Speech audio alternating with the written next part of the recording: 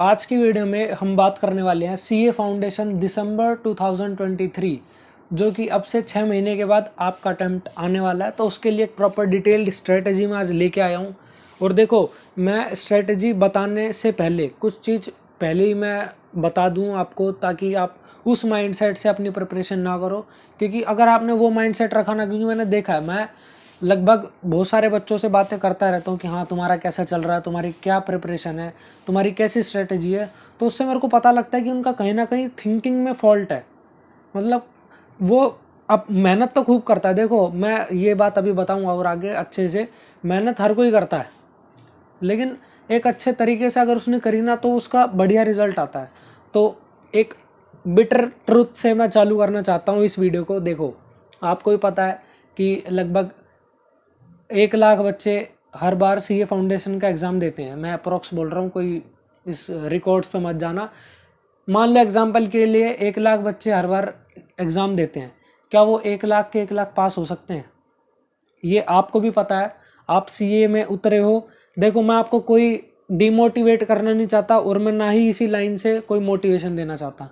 बस आप एक थिंकिंग, एक रियलिटी अपने माइंड में बना के रखो, ताकि आप बेफालतू के मोटिवेशन के लिए ना भागो। ठीक है, बात ऐसी है सिंपल सी कि आपको पता है सिंपल कि अगर 1 लाख बच्चे पेपर दे रहे हैं तो उसमें सारे बच्चे पास नहीं हो सकते। लगभग 20,000 30,000 जितने का भी रिजल्ट आता है वो आता है। बाकी के रेस्ट ऑफ द स्टूडेंट्स वो फेल हो जाते हैं। देखो, 1 लाख बच्चे अगर जा रहे हैं ना, तो मैं भी अप्रोक्स मान लेता हूँ 80,000 बच्चे प्रिपरेशन करके जाते हैं, लेकिन वो लैग कर जाते हैं अपनी स्ट्रेटेजी में, अपनी एक प्लानिंग में और अपनी थिंकिंग में। जो बच्चे जो फेल होते हैं वो लैग कर जाते हैं अपनी प्लानिंग में, अपनी स्ट्रेटेजी में। तो आज उसी एक थिंकिंग को चेंज करने के लिए मैं वीडियो ला रहा हूँ, ताकि आप उस चीज़ से हट जाओ। मतलब वो नेगेटिव चीज़ें, वो गलत स्ट्रेटेजी वो आपके दिमाग में ना आए। और देखो, मैं क्लियरली ये चीज़ बता दूं अभी स्टार्ट करने से पहले, कि मैं आपको कोई ऐसा टाइम टेबल नहीं बताने वाला कि इतने बजे उठो, इतने बजे ये करो, इतने बजे वो करो, इतने बजे उठ जाना चाहिए, इतने ये वो कुछ नहीं। ठीक है, जो भी करोगे, आप इतने समझदार हो, आप 12th पास करके आ चुके हो, या फिर आपने एक बार पहले अटेम्प्ट दिया भी होगा, मतलब सीए फाउंडेशन का। कई मतलब डिफरेंट कैटेगरीज के बच्चे हैं। ठीक है, तो आप इतने मैच्योर हो कि आपको कैसे पढ़ना है वो खुद पता होना चाहिए। इसके लिए यूट्यूब पे मत जाना, ये मेरी रिक्वेस्ट है। ठीक है, यूट्यूब वाला जो बता रहा है, जो भी टीचर बता रहा है, या जो भी स्टूडेंट है जो भी आपके साथ एक्सपीरियंस शेयर कर रहा है, वो अपने हिसाब से बताता है। वो आपके लिए सूट करे ना करे, तो इसलिए अपने ऊपर एक्सपेरिमेंट मत करो। ठीक है, तुम्हें जो भी ठीक लगता है, जिस हिसाब से ठीक लगता है, तुम वैसे पढ़ो। लेकिन एक स्टैंडर्ड होता है। स्टैंडर्ड का मतलब इतना तो पढ़ना ही चाहिए। वो मैं आज तुम्हें बता दूंगा कि हाँ, इतना तो तुम करके ही चलो। तुम उससे ऊपर कितना कर लोगे वो तुम्हारे लिए बेस्ट है। तो ज़्यादा टाइम वेस्ट ना करते हुए सीधा स्ट्रेटेजी पे आते हैं, ताकि फटाफट वीडियो को कंप्लीट करा जाए। तो देखो, कैलेंडर लेकर और प्रॉपर देख के कि हाँ कितने महीने, क्या क्या डेट, कितने दिन बच रहे हैं आपके पास, उस हिसाब से मैंने प्रॉपर स्ट्रेटेजी बनाई है। आप देख सकते हो, मैंने भी लिखा है ये, और मैं ये कोई अपने लिए नहीं लिख रहा। तो वीडियो पॉज करो और एक रजिस्टर या एक कॉपी, एक पेन लेके बैठो, और भाई साथ के साथ लिखते जाओ। क्योंकि अगर मैं तुम्हारे लिए लिख सकता हूँ, तो यार अपने लिए नहीं लिख सकते? लेके आओ। तो आई होप आप लेके आ गए होगे। अब देखते हैं। देखो, मैं ये स्ट्रेटेजी 1 जून से लेके 1 दिसंबर तक की लेके चल रहा हूँ, क्योंकि मैंने ये वीडियो लेट बनाई है और ये लेट अपलोड भी होगी। मतलब आज 8 तारीख को शायद अपलोड हो जाए, लेकिन मतलब मैं ये मान रहा हूँ कि आपने 1 जून से पढ़ाई स्टार्ट कर दी होगी थोड़ी बहुत, जो भी। अब देखो, आपके पास बच रहे हैं पूरे 6 महीने। ठीक है, 1 जून से लेके 1 दिसंबर तक 6 महीने। अब दिसंबर में फर्स्ट वीक में एग्जाम हो, सेकंड वीक में एग्जाम हो, हम उसे कंसिडर नहीं कर रहे। वो जितना भी ग्रेस पीरियड आपको मिल जाएगा, आप उसमें रिवीजन कर लेना, टेस्ट कर लेना। अभी लेते हैं हम 1 जून से 1 दिसंबर, आपके पास 6 महीने हैं। अब आपको सिलेबस कंप्लीट करने में कितना टाइम लगना चाहिए, देखो ये स्टूडेंट टू स्टूडेंट डिपेंड करता है। अगर आप एब्जॉर्ब करने में अच्छे हो और प्लस आपकी फैकल्टीज़ भी अच्छी ली हैं आपने सीए फाउंडेशन में, या अगर आप सेल्फ स्टडी कर रहे हो तो आप जल्दी मतलब कवर कर लेते हो, तो आपको 3 महीने लग सकते हैं। अगर आप थोड़ा लेट चल रहे हो तो आपको 4 महीने लग सकते हैं। तो मैं मेजरली ये बोल सकता हूँ कि अप्रोक्स हर एक बच्चे को 3 से 4 महीने लगते हैं सारे सब्जेक्टों को कवर करने के लिए, सारा सिलेबस कवर करने के लिए। तो एक एवरेजली ले लेता हूँ यहाँ से 3.5 महीने लेके चलता हूँ, जिसमें कि 15 सितंबर बैठता है। ठीक है, 15 सितंबर तक आपका मतलब हो ही जाना चाहिए। ये मान लो एवरेजली हर एक बच्चा 15 सितंबर तक अगर लेके चलेगा टारगेट, तो उसका सिलेबस एक सही टाइम पे कंप्लीट होगा। ठीक है, अगर तुम सेल्फ स्टडी कर रहे हो, देखो टीचर से अगर आपने क्लासेस ली है तो आप ये देख के लो कि हाँ ये टीचर टाइम से कंप्लीट कर रहा है नहीं कर रहा है, क्योंकि ज़्यादा लंबे टाइम तक अगर सिलेबस खींचोगे ना, तो अगर बेस्ट टीचर भी है तो भी दिक्कत आ सकती है आपको, क्योंकि आपको रिवीजन के लिए टाइम चाहिए। क्योंकि हमारा दिमाग ऐसा है कि नई चीज़ों पर ज़्यादा फोकस करता है और पुरानी चीज़ों को रिटेन करना कम कर देता है, यानी कि भूलता चला जाता है। तो इसीलिए अगर आपने टीचर्स चूज़ करें तो हाँ 3 से 4 महीने में कंप्लीट हो जाना चाहिए, ऐसे टीचर्स को सिलेक्ट करो और उस हिसाब से अपने लेक्चर्स देखो। अगर आप सेल्फ स्टडी से कर रहे हो तो आप अपना पर्सनलाइज शेड्यूल बना सकते हो, जिससे कि आप विद इन टाइम कंप्लीट कर लो, यानी कि 3 से 4 महीने, यानी कि 3.5 महीने, 15 सितंबर से पहले पहले आप कंप्लीट कर लो। ठीक है, मैं इसकी इमेज भी शेयर कर दूंगा आपके साथ और डिस्क्रिप्शन से आप उसे क्लिक करके देख सकते हो जो मैंने लिखा है, और आप साथ के साथ ये लिखते चले जाओ। अब देखो लिखने का तो मेरे हिसाब से है नहीं, बट हाँ कॉपी पेन रखो, जो भी लिखवाना होगा मैं लिखवा दूंगा। अब अगर आप सेल्फ स्टडी कर रहे हो तो आप पर्सनलाइज शेड्यूल बनाओगे अपने हिसाब से, ताकि 3.5 महीने में आपका कंप्लीट हो जाए। अब देखो मैं मस्ट फोकस जो दूंगा वो दूंगा BCK और BCR पे, क्योंकि ये ना एक मतलब अंडररेटेड है, इन्हें कोई देखता ही नहीं है मोस्टली। बट पता सबको रहता है कि हाँ स्कोरिंग सब्जेक्ट है, बढ़िया है, नंबर आ सकते हैं, आसान भी है, ज़्यादा कुछ हार्ड भी नहीं है, ज़्यादा बड़ा सिलेबस भी नहीं है, फिर भी बच्चे पता नहीं इन्हें क्यों इग्नोर करते हैं। और सही बताऊँ मैंने भी इग्नोर करा था, तो मैं इस चीज़ में अपने आप को भी इंक्लूड कर रहा हूँ।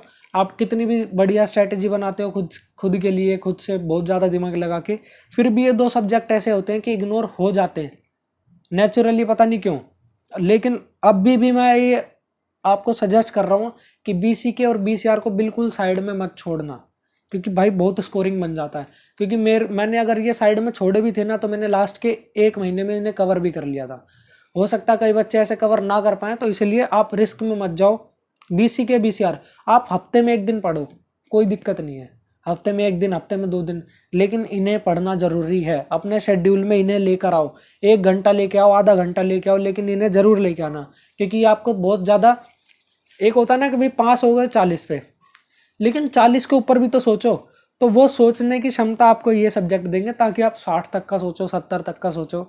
ठीक है, इसके बाद नेक्स्ट चीज जो आती है कि आपको 1 day in your week must be to revise low and complete backlog homework. इसका मतलब आपको हफ्ते में 1 दिन ऐसा जरूर देना है कि जिसमें आप लोग की कंप्लीट रिवीजन कर पाओ, जो भी आपने उस हफ्ते में पढ़ा है, या जितना भी हो सके। तो आपको एक हफ्ते में 1 दिन जरूर देना है। आपके लगा सकते हो अगर 4 हफ्ते हो गए और 3.5 महीने तक, 3 चौक 12 और 2, आपके पास लगभग 14 या 15 हफ्ते हैं एटलीस्ट, और उनमें आप एक एक दिन भी दोगे रिवीजन, तो आप सोच सकते हो कि 15-12 रिवाइज कर चुके हो। मतलब एक टॉपिक को एक बार तो कर चुके हो, 15 टॉपिक हो जाएंगे रिवाइज आराम से। इतने तो टॉपिक भी नहीं है लो में। ठीक है, तो आपको क्या करना है, हफ्ते में 1 दिन किस चीज़ के लिए रखना है, क्योंकि मैंने ये चीज़ फेस करी है, आपके साथ भी होगा ज़रूर। क्या चीज़, आप लो को रिवाइज करने का सोचोगे लेकिन टाइम नहीं मिल पाएगा। तो हफ्ते में 1 दिन ऐसा होना चाहिए जिसमें आप लो को रिवाइज करो, साथ के साथ उस दिन पे आपको अपना बैकलॉग का होमवर्क कंप्लीट करना है।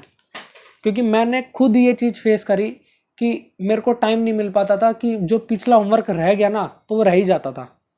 तो हफ्ते में 1 दिन तुम्हारा ऐसा होना चाहिए जिसमें तुम क्या करोगे, अपना होमवर्क करोगे, जो भी तुम्हारा पिछला रहता है, क्योंकि होमवर्क अप टू डेट होना चाहिए। लेकिन हो जाता है कभी कभार ज़्यादा होमवर्क होता है तो वो छूट जाता है। तो एक हफ्ते में 1 दिन ऐसा रखो जिसमें आप लो रिवाइज करो, प्लस आप क्या करोगे, बैकलॉग का होमवर्क कंप्लीट करोगे।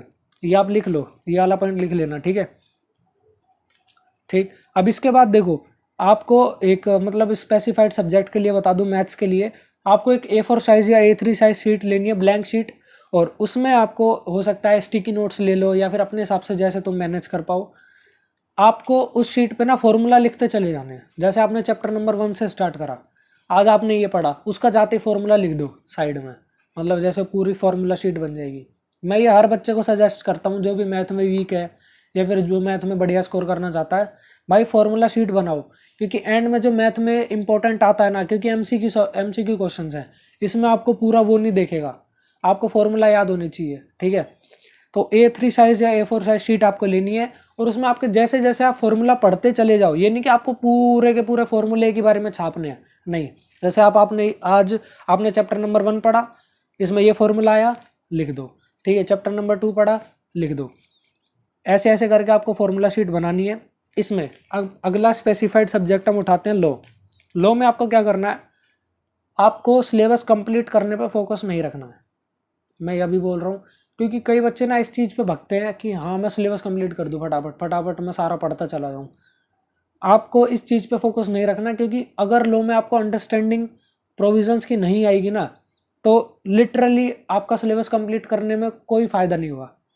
आप 1 महीना ज़्यादा लगा लो बेशक, लेकिन अगर आपने लॉ ढंग से पढ़ लिया ना, तो वो आपको बहुत ज़्यादा बढ़िया रिजल्ट दिखेंगे उसके।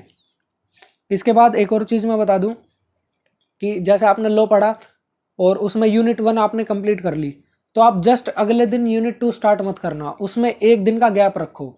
और उस 1 दिन के गैप में आप क्या करोगे, आप अपना सेल्फ असेसमेंट टेस्ट लगा सकते हो उस 1 दिन के गैप में, जो भी आपने यूनिट 1 पढ़ी, ठीक है, और उसे आप रिवाइज कर सकते हो। देखो आपको क्या करना है, हमने यूनिट 1 कंप्लीट कर ली, अब 1 दिन का गैप छोड़ना है। अब इस 1 दिन में आप इस यूनिट 1 को जितना स्ट्रॉन्ग कर सकते हो, जिस तरीके से स्ट्रॉन्ग कर सकते हो वो करना है। कैसे होगा ये चीज़ आप लिख लो। क्या लिखना है आपको, leave 1 day gap for on every completion of unit, ठीक है। 1 यूनिट कंप्लीट होने के बाद 1 दिन का गैप आपको देना है, ठीक है। इसमें आप क्या क्या कर सकते हो, आप रिवाइज कर सकते हो पूरी यूनिट, कितना बड़ा नहीं होता, आराम से रिवाइज हो जाता आधे घंटे में। आप टेस्ट दे सकते हो उस चीज़ का, और आप उसके समरी नोट्स बना सकते हो, यूनिट 1 के समरी नोट्स बन गए। ऐसे ही लो में आप सारे यूनिट्स चलते जाओगे और इजीली, देखो ज़्यादा माइंड पे प्रेशर मत लो, इजीली ये सारी चीज़ें करते चले जाओ, आपका सिलेबस भी कंप्लीट हो जाएगा, स्ट्रॉन्ग भी सारे सब्जेक्ट रहेंगे। देखो अब मैं एक अपनी तरफ से पर्सनल सजेशन दे रहा हूँ, मैं ये नहीं कहता कि आप इतना पढ़ो, इतना ये करो, इतने घंटे ये पढ़ो, लेकिन मेरा जो मानना है, आप अकाउंट्स में डेली 3 क्वेश्चन सोल्व करो बस, ठीक है। आज आपने ये सब्जेक्ट पढ़ा, ठीक है, आज आपने ये चैप्टर पढ़ा अकाउंट्स में, मान लो डेप्रिसिएशन पढ़ा है, आज आपने इतने क्वेश्चंस करे, तो उसके 3 क्वेश्चन करो, चाहे वो 3 क्वेश्चन मॉड्यूल के करो, एक मॉड्यूल का 2 PYQ, ठीक है, एक मॉड्यूल का 2 MTP को उठा लिए, बट आपको जो भी आपने पढ़ा है ना, जो भी आपको आता है, या फिर पिछला कोई क्वेश्चन रहते हो पिछले किसी टॉपिक के, आपको डेली 3 क्वेश्चन करने हैं। आप ज़्यादा कर सकते हो अगर आपका मन करे तो, लेकिन 3 से नीचे मत उतरना, ये मेरी सजेशन है। आप अगर डेली 3 क्वेश्चन करते हो, और जो मैंने 15 सितंबर तक की डेट बताई है ना, आपके 300 क्वेश्चन हो जाएंगे, जो आपने खुद से सेल्फ से प्रैक्टिस करे होंगे। तो आज ही ये चीज़ लिख लो, आप इसे बड़ा बड़ा लिख लो कहीं पे जहाँ आप पढ़ते हो कि must do 3 questions a day in accounts, ठीक है। 3 क्वेश्चन कोई ज़्यादा बड़ी बात नहीं होती, मैं मेजरली लेके भी चलूँ तो 1 घंटा लगता है, और 1 घंटा अकाउंट्स के जितने इंपॉर्टेंट सब्जेक्ट को जो इतना स्कोरिंग बन सकता है उसे दे रहे हो तो कोई दिक्कत नहीं है, ठीक है। तो ये मेरी एक रिवीजन स्ट्रेटेजी थी, मतलब रिवीजन नहीं, स्ट्रेटेजी थी ये आपके पढ़ने के लिए। इसके बाद आपके पास 2.5 महीने बचेंगे, और उस 2.5 महीने की अभी बात करके कोई फ़ायदा नहीं है, ठीक है। वो 2.5 महीने की बात तब करेंगे जब आपका 15 सितंबर आ जाएगा, तो वेट करना 15 सितंबर का, तब आपकी रिवीजन की स्ट्रेटेजी आ जाएगी, और रिमाइंड करवा देना 15 सितंबर से 1-2 दिन पहले, ताकि मेरे को भी याद रहे, ठीक है। तो आप रिवीजन पे इतना अभी फोकस मत करो, जो ये आपके 3.5 महीने हैं ना, इन पे फोकस करो, ठीक है। और आई होप अगर आपको समझ आ गया होगा कि हाँ स्ट्रेटजी ये होती है असली में। देखो ये बनाना, इतने घंटे ये पढ़ेंगे, इतनी रिवीजन ये करेंगे, इतना वो करेंगे, इससे कुछ नहीं होने वाला। अपनी थिंकिंग चेंज करो। देखो पढ़ाई का सब्स्टिट्यूट नहीं है, पढ़ना तो पड़ेगा, आप सीए के अंदर उतरे हो तो पढ़ना तो पड़ेगा ही, लेकिन कितना अच्छे से पढ़ पा रहे हो, और देखो किस हिसाब से पढ़ना है आपको, कितने घंटे पढ़ना है, पहले कौन सा सब्जेक्ट उठाना है, ये आपके ऊपर है। मैं बस ये बता रहा हूँ आपको, ये तो करना है, ठीक है। और अगर आपने ये कर दिया तो आपके चांसेस ज़्यादा हो जाते हैं पास होने के, ठीक है। और बाकी आपके ऊपर, और ऐसी और वीडियोस आपके लिए, ताकि आपको हेल्प हो सके, टिप्स एंड ट्रिक्स, ऐसी सारी चीज़ें आती रहेंगी। सब्सक्राइब कर देना चैनल को, और अगर आपको वीडियो अच्छी लगी तो लाइक कर देना, कमेंट कर देना, नीचे कोई भी डाउट हो तो। Thank you and peace out.